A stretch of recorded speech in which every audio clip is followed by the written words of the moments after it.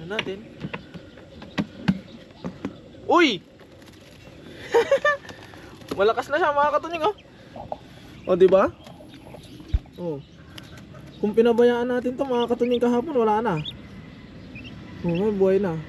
Ngayon, pwede na natin siyang ilagay dun sa kanyang nanay. Okay! Yan. Nilagay na natin siya dun mga katunying.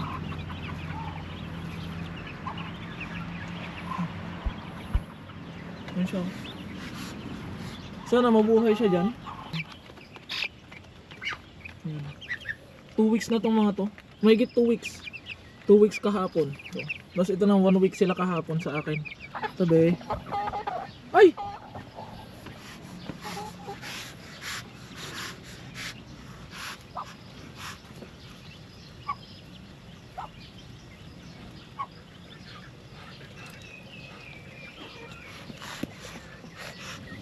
Hinahayaan niya naman yan, ay.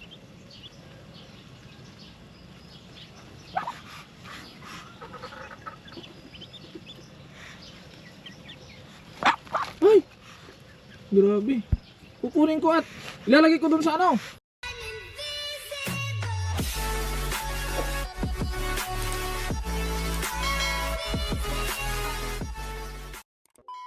So what is up mga katunying, another day, another vlog. Syempre welcome back sa ating YouTube channel. At kung ngayon pala kayo napadpa sa aking YouTube channel mga katunying, ay inaanyayahan ko kayo mag-subscribe at i-click ang notification bell para ma-update kayo sa mga susunod pa nating video.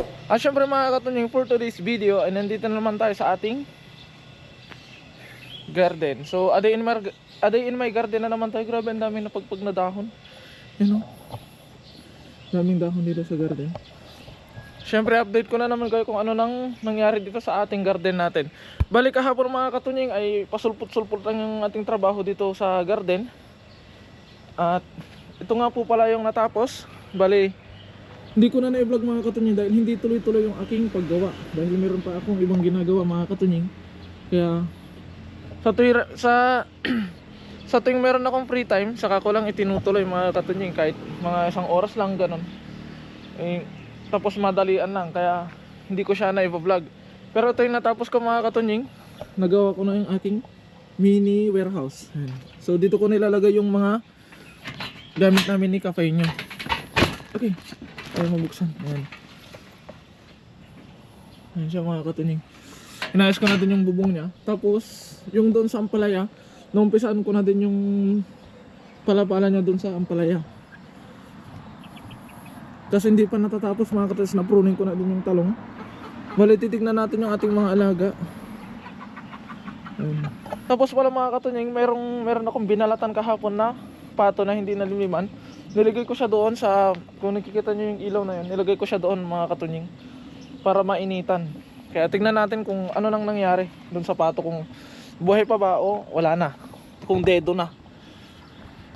Shoot muna ako ng bota. Sana mga katunying ay nabuhay siya. Kasi iniwan na siya mga katunying, napakapakan na lang yung mga itlog, kaya pinagtatanggal ko na, tapos nilagay ko na lang dyan. Hindi ko alam kung mabubuhay itong mga to. Tignan natin. Uy! Malakas na siya mga katunying, oh. O diba? Oh. Kung pinabayaan natin to mga katunying kahapon, wala na. Oh, may buhay na. Ngayon, pwede na natin siyang ilagay dun sa kanyang nanay. Ayan, oh. Naisalba natin mga katunying. Ilagay natin dun sa nanay. Wait lang, mahulog ka lang po. O, tabi dyan. Tabi dyan. Ayan.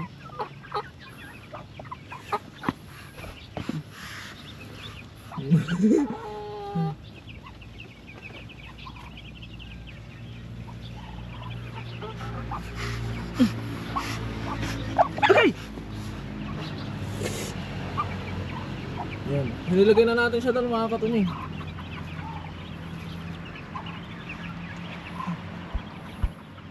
Ayan siya. Sana mabuhay siya dyan. Tapos, ayusin pa natin yung ano, ibang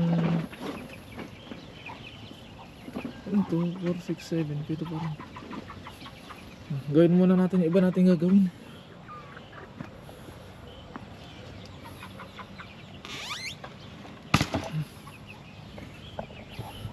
Siyempre papakain pa tayo ng iba nating kailangan.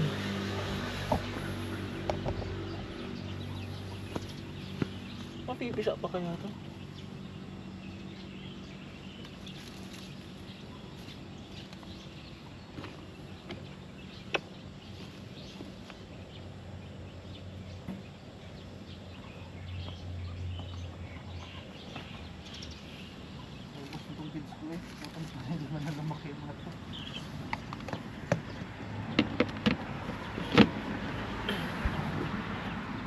Ibalik na natin dun sa kulungan. Dito muna.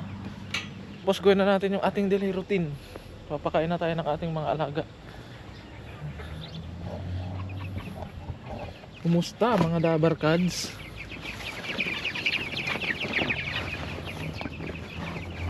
Bigat! Ang kilo.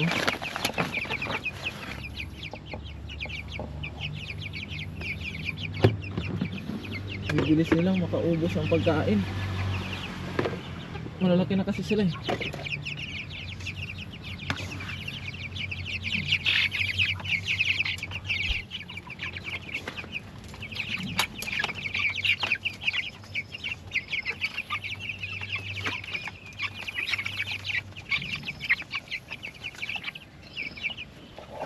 Siyempre dito sa malilit natin sa mga 1 week old. Yung, ito mga katong 2 weeks na pala sila. Ano, tingnan nyo. Ayan o. Ganyan sila mga katong.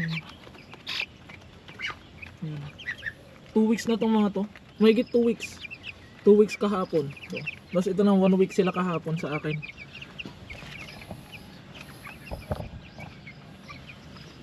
Ito naman lagyan natin ng pagkain.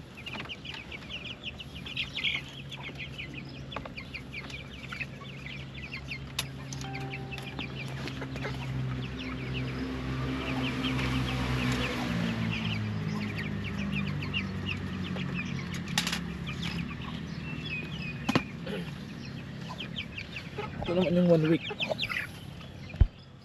1 week versus 2 weeks.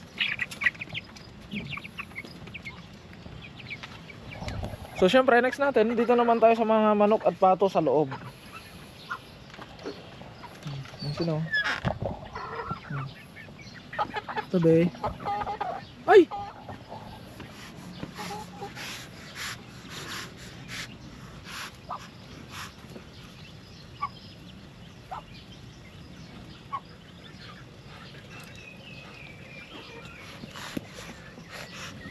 Hinahayaan nyo naman yan, ay.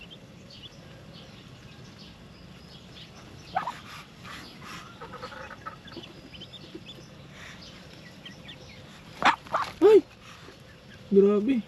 Kukunin ko at ilalagay ko dun sa ano. Lagi. Sabi ko sa'yo, huwag kang lalabas. Hindi pa sapat mga katunyang yung ano niya. Hindi pa siya totally nakaka-recover. Madidisgrasya siya dun sa loob. Hindi pa siya totally makatakbo. Kaya dito na muna. Lagyan muna natin siya dito mga katunyang.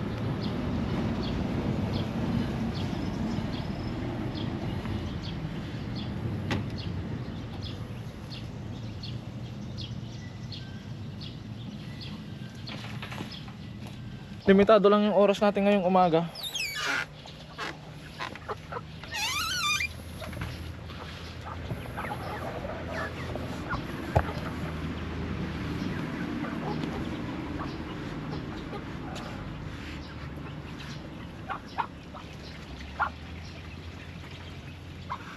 Yung pagkain ng malaking pato ng lalaki.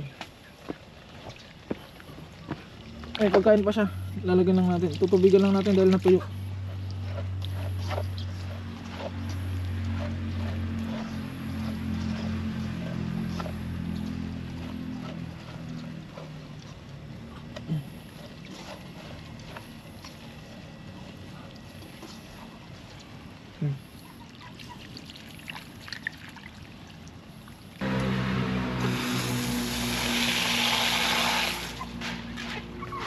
Okay, nabulas.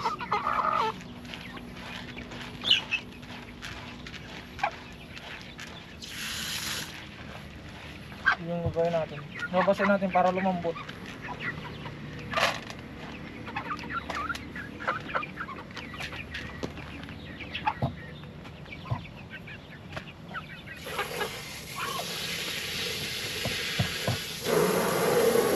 Nalagay tayo ng tubig.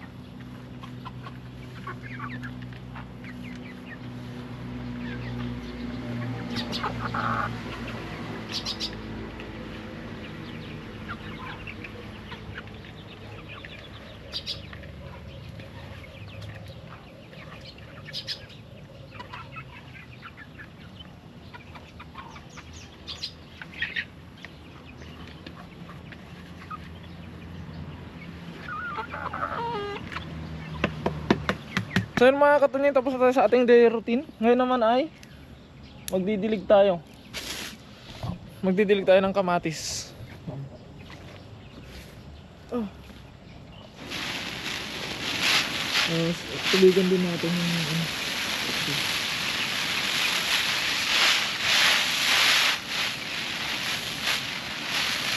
gagawin lang natin siyang parang pump.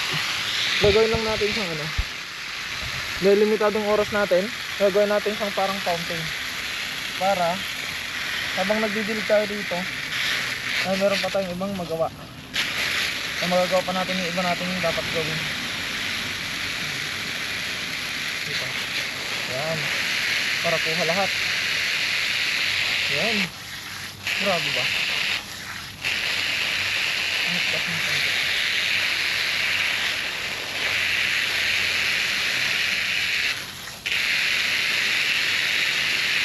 Yung harangin. So, dito muna yan mga katunying. Nadidiligan rin hanggang doon.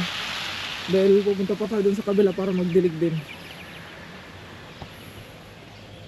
So ito na pala yung update mga katunying sa talong natin. Na-pruning na natin. Yan. Na-pruning na. Tapos ito yung nasimulan ko kahapon ng hapon. Hindi ko na na-vlog mga katunying dahil pasulpot-sulpot lang yung aking trabaho, hindi dire-diretso. Dahil may mga ginagawa din ako kahapon. Pero ito na siya. Bali lalagyan ko na ng pabaribar. Tapos ito yung update sa ating sitaw. May namatay na dalawa. Nalanta. Dalawang nalanta mga katunying. Ngayon naman magdidilig tayo naman dito ng kape. Diligan natin yung ating tanim na kape mga katunying. Dahil meron din tayong tubig dito.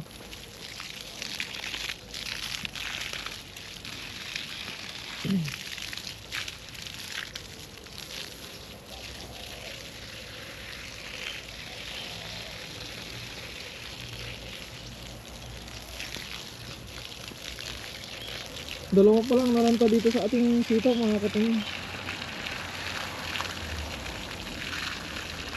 Dalawa. Bili na lang tayo ng bago ulit. Ipapalit natin yung sa nalanta.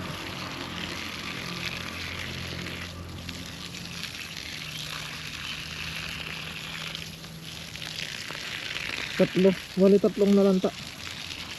Palitan na lang natin yung mga katunying. At yun mga katunying, dahil sumabit na naman ang oras ng ating pagpasok sa trabaho, ay hanggang dito na lamang muna ang update sa aking garden.